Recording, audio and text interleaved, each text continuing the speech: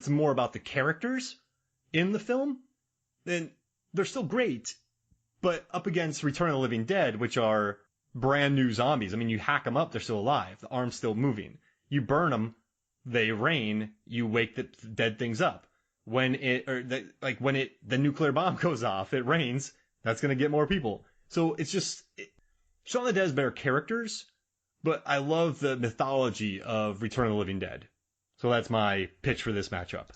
So this, I first, like when I was looking at the brackets and I said, who's going to win this and how's this going to play out? You know, it's like you're doing college basketball and you're playing the brackets and you want to see who has the best bracket and how close you are to guessing where everything's going to fall. And I kind of saw this happening. I figured that Return was going to win and go against Shaun. This is going to sound horrible, but I thought Shaun of the Dead was actually a better movie. Oh, yeah, of course. But I thought the zombies in Return, I'm speaking from a biased opinion because Return is obviously my favorite zombie flick because it changed things. You know, like when Romero did Night of the Dead, he changed horror because he introduced this new threat, this zombie that was going to be this menace to mankind. And then when I felt like Return of the Living Dead took that and then like injected it with steroids. Yeah. I mean, sprinting, smart zombies that can use tactics, like when they ambush the cops.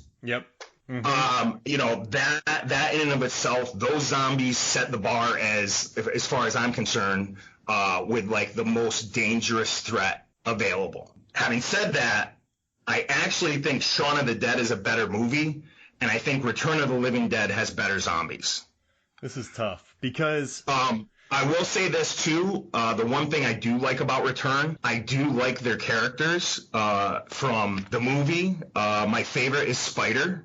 He was great in that movie. Yeah, Spider's great. I just liked how he was the most courageous person in that group. Oh, he was the one that was willing to sacrifice to help his friends, and he was the one that like when they run up the stairs and everybody runs away and he's holding the door and he's like, get back here, help me hold the door. Like he was my favorite character, and I thought that they did a really good job with all of their individual characters in Return. Shaun of the Dead has a very special place in my heart, though. I love Shaun of the Dead. I will tell you that I think Return should move forward, but if you decide that Shaun of the Dead is going to move forward, I'm not going to be that disappointed. No, I mean, it's Return of the Living Dead. And I also love that John Russo, the guy who wrote Night of the Living Dead, wrote Return of the Living Dead.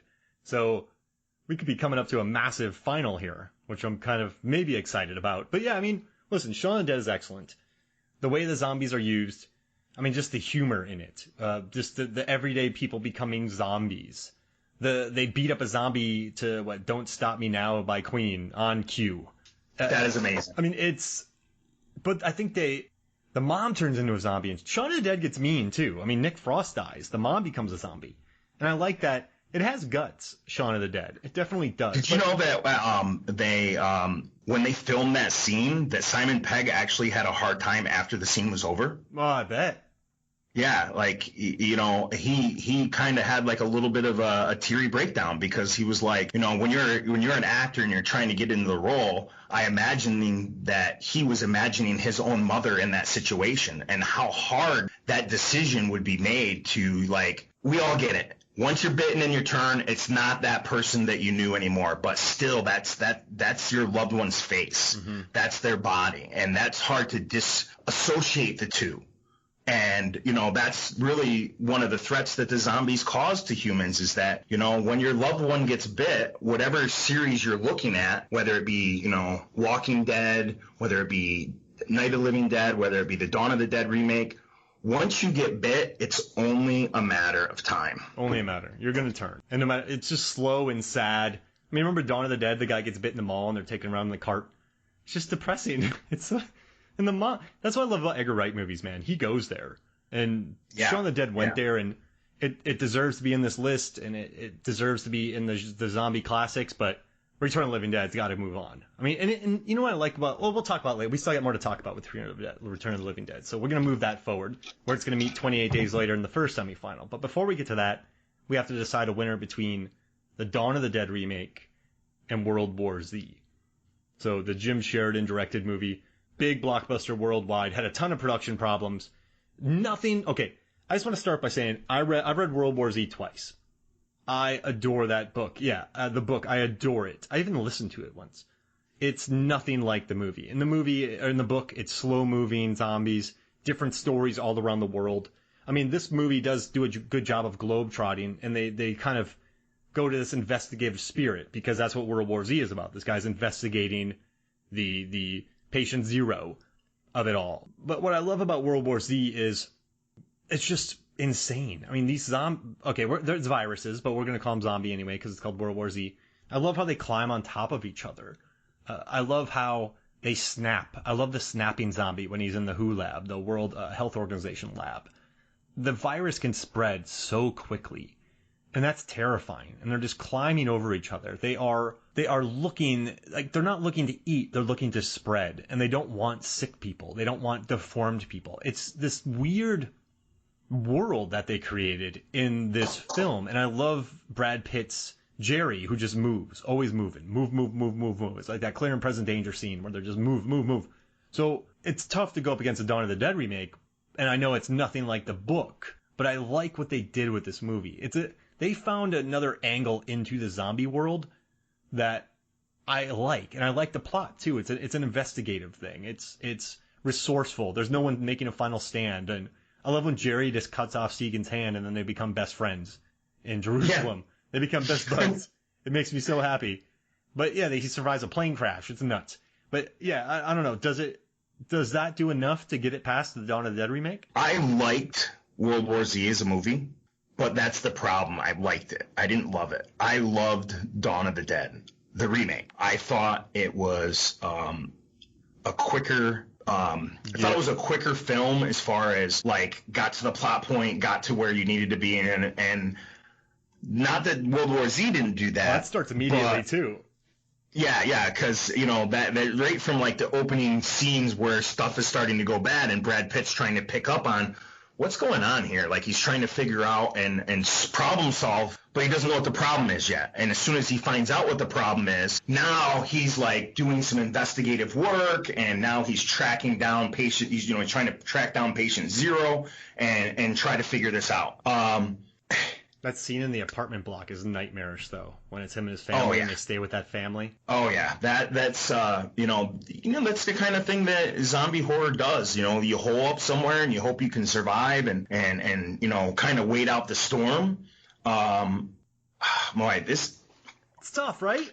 Yeah, when I saw some of these head-to-heads, like there was a couple where I was like, oh, this is an easy win, and then when you start talking about it, you're like, it's not so cut and dry. No. It's not so like absolutely this one's the one. It's like, does it edge it out of the way and move forward, or do we move?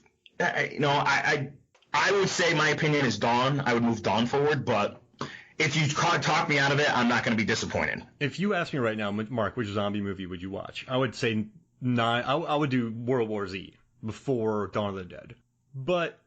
You love it, man, and you made a quick thing on this thing. You've done all the research, so I love Dawn of the Dead too. I love the Disturbed cover, the Get Up by Richard Cheese, and Stereophonics, Have a Nice Day. I like the golfing scenes. I like that they're playing chess. I like Ving Rhames. You can't go wrong with him. So you know what? It pains me, but this is how I can rationalize moving Dawn of the Dead, the remake, over World War Z. When I think about World War Z, I think about Brad Pitt and Segan and the characters and the investigating. I don't really think much about the zombies.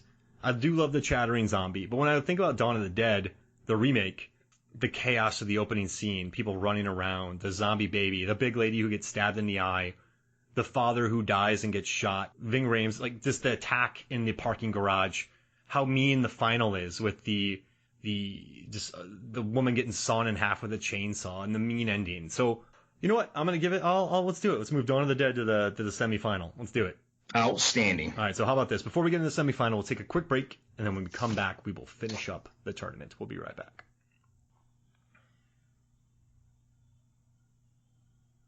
Welcome back to Movies, Films, and Flicks. 10 films entered, 4 films remain. So we have Return of the Living Dead versus 28 Days Later. Oh, man.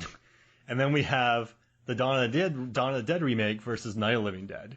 And that's pretty ironic. I love it. I love that. Dawn of the Dead is my favorite zombie film, the original. I think it's a perfect movie. I love how it drains you. I love how it makes you exhausted. I love the biker attack. I love the idea of consumerism during hell. The beginning is just so mean. I love the behind the scene documentaries of it. It's beautiful. But that's why. But the reason we didn't add Dawn of the Dead is because it's in the same world of Night of the Living Dead. And you can't just do Dawn of the Dead. You got to do Night of the Living Dead. Does that make sense? Yeah. All right. Cool. I'm glad you got that. Stretch it. But so what we're going to do is since we just, let's see, what did we just talk about? So Dawn of the Dead, we just talked about that. So we're going to talk about Return of the Living Dead versus 28 Days Later. So one other thing I like about 28 Days Later is Danny Boyle went out of his way to find athletes for the sprinters. And he got his inspiration from a woman he was dating who was a ballet artist, and just her body control and the way that she could move and how strong she was. So in this movie, you have these, like, I'm saying zombies, they're virus infected, not really zombies, but just roll with me here. But I just love how the virus just triggers this anger in them. And I think the visuals, right? So we have 20 Days Later versus Return of the Living Dead. For me, I think in the zombie world, the most iconic is probably Send More Cops or Brains, right? Or the dancing in the cemetery. I'm not going to go further into that. But you have those scenes. But in 28 Days Later, man, when they're running up the staircases and they come across Brendan Gleeson in the riot gear, or when Cillian Murphy goes into the church and that one thing wakes up and runs up the staircase, just the steps, and the end is extremely blank nigh. To the ending of just like almost this apocalypse now journey. A lot of Alex Garland's movies are about journeys. So Annihilation, they travel into this bubble.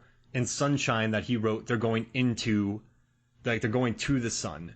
In Madness happens there, and Madness happens in Annihilation. Then you have the beach, the journey to the beach, and the madness that happens there. This all happens. Like Cillian Murphy becomes this hunter, and the zombies aren't even really the bad guys if you think about it. I love how grainy it looks. They filmed it on consumer grade digital video cameras, and it's just so naturalistic. And Naomi Harris is so cool. And when that one guy gets bit, she just lights him up with that machete. We're talking brutal, brutal death. So how does Return of the Living Dead beat that, right?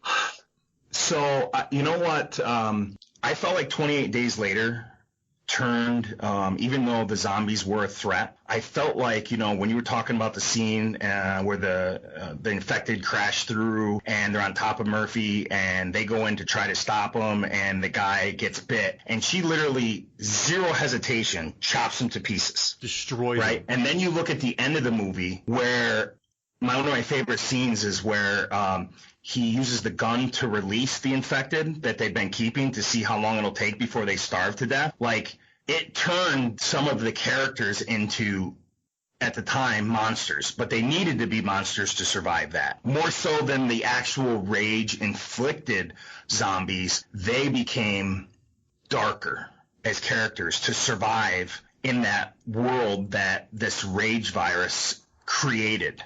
Yeah. And I really liked that. I really liked that idea of, what steps they were going to do to take to survive. And where Return wins for me, always, not saying that I think 28 Days shouldn't go forward, but if I make an argument for Return, it's that when I watched 28 Days Later, it scared me. It scared me in that there was a lot of like quick, shocking surprises that startle you. In Return of the Living Dead, it was weird being trapped inside a cemetery where things have just crawled out of the ground and now they've got you surrounded and they're calling for more backup so that they can feast on these people's brains so that they can feel better. So when I first started this, I thought Return would probably make it into the finals. That was like how I saw the brackets going. But now that we've been talking about 28 Days Later, I think if 28 Days Later has a